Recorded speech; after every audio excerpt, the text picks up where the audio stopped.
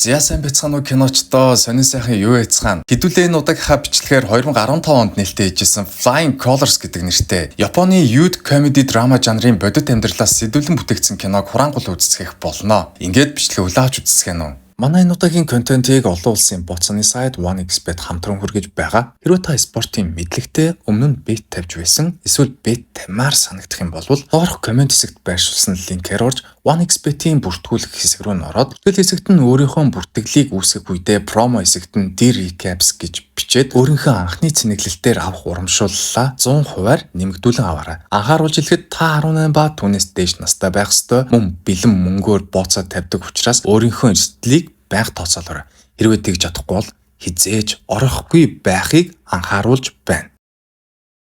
За ингээд кино эхлэх үед бид нар юун түрүүнд киноныхон гол дүр болох Саяка Куда гэдэг нэртэй бяцхан охинтой танилцдаг ба тэрээр аав ээж болон хоёр дүүтэйгээ ам бүл тавуулан амьдарцгаадагч. Аав нь ганцхан хүүдээ хамаг анхаарлаа хандуулж хүүгээ мэрэгжлийн бейсболчин болгохоор өдөр шөнөгүй хүүтэйгээ хамтдаа бэлтгэл хийж цагийг өнгөрөөдгөөс болоод Саяка аавтайгаа баг зэрэг хүндий эцгийн хайр халамж болон хүмүүжлэр дутуу өссөн байдаг. Түүгээрч зогсохгүй Саяка сургууль дээр байн хүүхдүүдэд дээрлэхүүж гадуурхагддаг ба нэг өдөр сургуулийнхаа гадаа бөмбөгөнд оногдож ухаан алдаж нас болоод ээж нь сургууль дээр нь гүгээд ирсэн чи эдний сургуулийн захирал нь Саякагийн ээжэд "Тэгэхээр юм байна. Та биднийг уучлаарай. Манай сургууль танаа хүүхдэд хичээл заах ямар ч боломжгүй юм байна. Танаа хүүхдэд тусгай хүүхдүүдийн сурдаг тийм тусгай сургуульд явуулаа. Учир нь танаа хүүхэд энгийн хүүхдүүдтэй харьцуулах юм бол IQ хитрхи муутай" гэж хэлээд Саякаг сургуулиас нь хасчихдаг. Тэгсэн чинь ээж нь охиноо тусгай хүүхдүүдийн сурдаг тусгай сургуульд биш, харин энгийн хүүхдүүдийн сурдаг өөр нэг энгийн сургуульд оруулж өгдөг ба. Саякаг хичээлдээ ирсэн эхний өдөр нь ангийнх нь 3 охин шууд тойрч авангуудаа шууд нүр амыг нь будаад сайхан харьцангуудаа өөрсдийнхөө игнэнд илсүүлснээр Саяка маань анх удаа найзуудтай болж төгсөх анги хүртлээ өнөх 3 охинтойгоо найзалж хамтдаа муу сурцгааж гадуур хамтдаа дими тэнцгээж мерсер шоуддаг болцгооч арх тамхи хэрэгэлдэг болсон байдаг. Тэгээд нэг өдөр багш нь Саякагийн пенальтнаас тамхиг нь олонгуудаа шууд сургуулийнхаа захирлын өрөөнд дагуулж орж ирээд ээжийг нь нэмж дуудангуудаа ээжд нь охиныг нь ховлоо бараг л сургуулиасаа хөөнгө алддагч. Саякагийн ээж нь сургуулийн захирал болон багш хоёроос манай охиныг харж үзээчтэй ганцхан удаа боломж олгооч гэж гуйсаар байгаад охиноо сургуульд нь үлдээхээр болдогч. Нэг сарын хугацаанд Саякаг сургуулиас нь чөлөөлөх шийдвэрийг сургуулийн захиргаа нь гаргаж Саяка нэг сарын турш гэртээ өнчхөр болдог.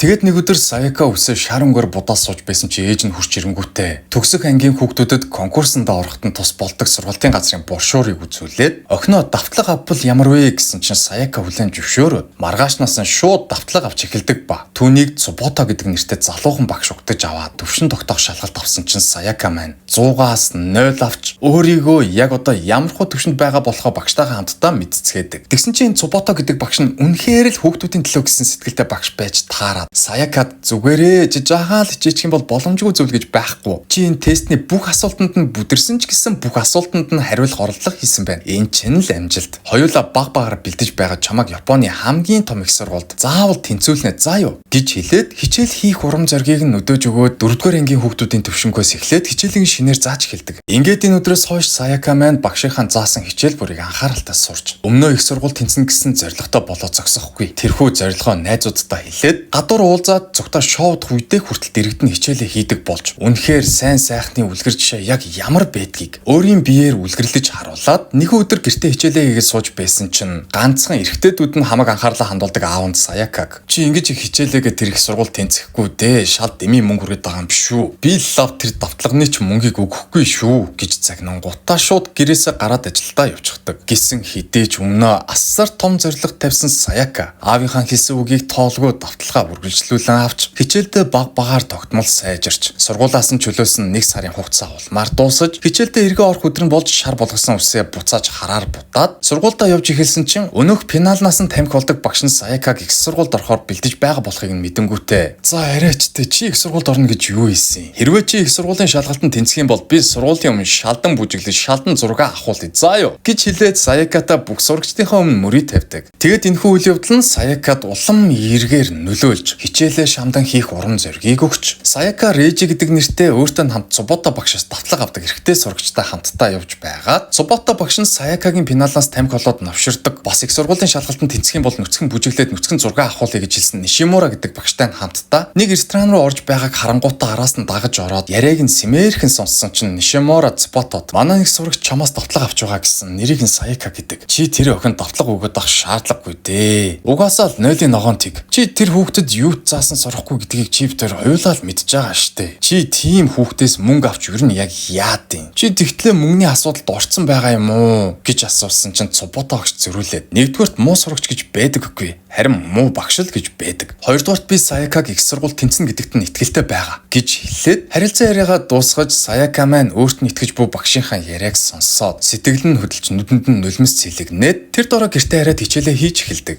Харин Саякагийн ээж нь маргааш нь Цубото багш дээр очиж уулзангуудаа охиноо яг ямархуу байгаа болохыг асуусан чинь Цубото багш Саяка үнэхээр итгэхийн аргагүйгээр хурдтай сайжирч байгаа. Гэхдээ эсэлтийн шалгалт одоохон болох гээд байгаа учраас Саякаг 7 хоногт 6 удаа давтлаганд явуулах шаардлагатай. Тэгж байж л Саяка хоцрогдлоо бүрэн арилгаж амжина гэж хэлдэг ба ээж нь охиноо 7 хоногт 6 удаа сургалтанд суулгах юм бол төлбөр нь нэмэгдэнэ гэдгийг мэдэж байсан ч дуртаяа багшийн хэлснийг хүлээн зөвшөөрөөд охин дүүгийнх нь хадгаламжинд байсан бүх мөнгийг аваад өөрөө илүү цагаар ажил хийж мөнгө нэмж олоод яаж иж байгаа том охиныхоо сургалтын төлбөрийг бүрдүүлээд сургалтанд нь явуултал Саяка маань өөрийгөө хэр их хүнтэй сургалтанд сууж байгаа болохоо мэдэнгүүтээ ээжигээ өрөвдөөд бараг л уйлгаа шахдаг. Ингээд нэгэн оройс Саяка найзуудтайгаа хамт шоуданга хажуугаар нь хичээлээ хийж байсан чинь найзууд нь шоудаж дуусныхаа дараа Саякад одооноос дөрүүлээ нийлж шоудгаа болцгоё. Бид гурав чамааг их сургуулийнхаа шалгалтанд тэнцээсэй л гэж хүсэж байгаа. Чи бид гураваас болоо шалгалтандаа унчвал яах юм? Тийм учраас биднэрт санаа зовлтгоо зөвхөн шалгалтандаа бэлдээрээ гэж хэлээд октод болсон юм хойно сэтгэлээ онгоотл ярилцаж уйлал да. Энэхүү орой өнгөрч маргааш нь Саяка шууд урт үсээ тарж богиносгоод заавал гарах юм бол хичээлээ бэлдэж маар нойрны дутагдалд ороод яг өнөөх өөртөө дургуун Нишимура гэдэг багшийнхаа хичээл дээр хойно сууж байгаа зохиод даалгавар унтцсан чинь Нишимура амар зэрлэг шууд үсцэж сэрэнгүүтээ хөөх юм уу ээжийг нь дуудаж уулзаад танаа охин чи станерэ бүтэхгүй станерэ арайштай бла бла бла бла гэсэн чинь хөөх юм уу ээж нь Нишимурагийн өмнө баахан бүхийж бүхэлзөөд охиныхоо өмнөөс уучлалт гуйсаар байгаад сургуулаас гарч явдаг. Хэдийгээр Саяка маань тасралтгүй хичээлээ давтаж байгаа ч нэлээд хоцрогдолтой байснаасаа болоод ч тэр яг эсэлтийн шалгалттай тэнцгэр хэмжээний шалгалтыг багш нь авах үед хангалттай унаа авч чадлагүй шалгалтандаа унаад баг зэрэг сэтгэлээр унсан чинь багш нь битгий сэтгэлээр унаа. Чи энд анх ирэхдээ ямар байлаа? Одоо ямар болоод байгаа вэ? Чи энэ унааг харал да. Үнэхээр огцом сайжирсан байгаа үсттэй гэж хэлээд гэрлүү нь явуулдаг ба Саяка гэртээ иртэл аав дүү хоёр нь хоорондоо муудалцаад байж байдаг. Шалтгаан нь эдний аав хүүгээ бейсболчин болгох гэд хар багаас нь бэлдээ. Бүгд цаг зав мөнгөө хүүдэд зарцуулсан чинь хүүн өсвөр насн дээр ирэнгүүтээ би бейсбол тоглохгүй. Энэ бол миний сонголт биш. Харин аав таны сонголт байсан гэж муудалцаад бүр сүл рүүгээ хүүн аавыгаа дэлгээд унгаачихдаг. Ингээд энэхүү үйл явдал Саякад маань маш том сэтгэл зүйн цохилтыг өгч маргааш нь давталхан дээрээ багшийнхаа авсан дахин нэг шалгалтан дээр хангалтгүй унаа авч унаад би ингэж их хичээж байж яагаад одоо хүртэл хангалтгүй байгаа юм бэ гэж уурлаад шууд давталгаа орхиж гарангуудаа гэртээ хараад гэрээсээ толгоогоо зухуулгалгүй 2 хоноод дахиж хичээл хийх хүсэл нь бараг л унтраад байхдаа зэрэгцэн эрэгтэй дүүн гэртээ согтоо ирэнгүүтээ ааваа би яасан ч бейсболчин болохгүй гэж хэлээд баг зэрэг агсан тавьсан чи аав нь хүүгээ зодоод эдний гэр бүлийнхэн бөө юм болоод ээж нь бүр сүл рүүгээ аавынх нь машины цонхыг хаглаад бүх хүмүүсийн анхаарлыг өөрлөгөө татангуудаа аав руу дайраад нөхрөө хэр муу аав болохыг нь сануулж орилоод энэхүү оройг өнгөрөөдөг. Тэгээ маргааш нь Саяка ээжтэйгээ хамт өөрийнхөө элсэн орохыг хүсдэг Кео гэдэг их сургууль дээр хурч ирээд ээжтэй би заавал энэ сургуульд элсэн орох болно гэсэн амлалтыг өгөөд шөнийн давтлага авдаг байсан Цубото багшигаа ирж зочоогоо хэд хоногийн өмнө бүдүүлэг аашилсандаа уучлалт гуйж үргэлжлүүлэн давталгаа авахар болоод маргаашнаас нь шууд давталгаанд орж эхэлдэг. Тэгээд нэг орой Саяка давталгаа тарчаад гэртээ иртэл аав, ээж, дүүнэр нь бүгдээрээ байшингийнхаа гадна хүүгийнхээ бейсболын хэрэгслүүдийг нь шатааж байдаг ба аав нь том охиноо ирснийхээ дараа хүүхдүүдтэй хандан үр хүүхдүүдийнхээ төлөө илүү сайжирна, илүү сайн аав болох болно гэсэн амлалтыг өгдөг. Үүний дараа киноны маань син солигдож Саякагийн бүхий л цаг хугацаагаа зарцуулж бэлдсэн эсэлтийн шалгалтаа өгөх тэрхүү өдрөн тохиож Саякаг аав нь эсэлтийн шалгалтанд нь хүргэж өгөхөр болоод замдаа Саяка тандан миний охин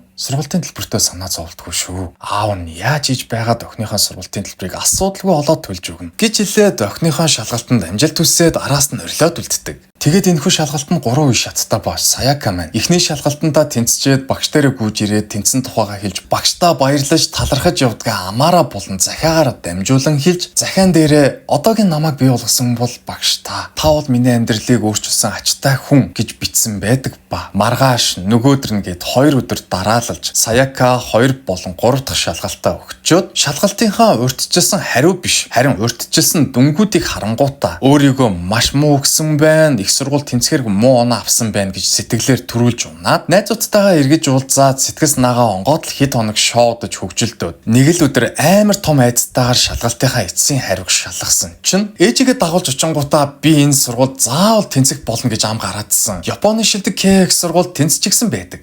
Тэгээд хариугаа харангуудаа шууд багш руугаа гүйжчиод баярын нүлмэс туслуулаад их сургууль тэнцэн тухайгаа хэлээд багштайгаа тэврэлдэн уйлж аав ээж хоёр нь ч муу ялгаагүй охиноо их сургууль тэнцэн гэдгийг нь мэдээд тэврэлдэн уйлалдаад бөөн баахан хүмүүсийн аз жаргалтай нулимсаар энэхүү өдөр өнгөрдөг. Ингээд энэ бүхний дараа Саякагийн маань төгсөлтийн баяр нь болж өнөөх Нишимура гэдэг багш нь амлсан ёсороо бүх сурагчдынхаа өмнө нүцгэлж бүжиглээд охидтой хамт нүцгэн зургаад даруулж энэ үйлдэлээс болж цагдаа нарт баригдаад цагдаагийн газар руу явдаг. Харин Саяка маань одоо сурагч охин биш харин оюутан охин болсон тул зайшгүй гэрээ орхиж явах тэрхүү өдөр нь тохиож гэр бүлийн гишүүд нь түүнийг халуун талаанаар үдэн өгч хайрт аав нь охиноо нуруун дээрээ үрээд унаанд нь хүргэн өгч Саяка маань метроны цонхоор өөрийг нь үдэн өгч буй хайрт Цубото багшигаа харснаар энэхүү кино маань төгсдөг.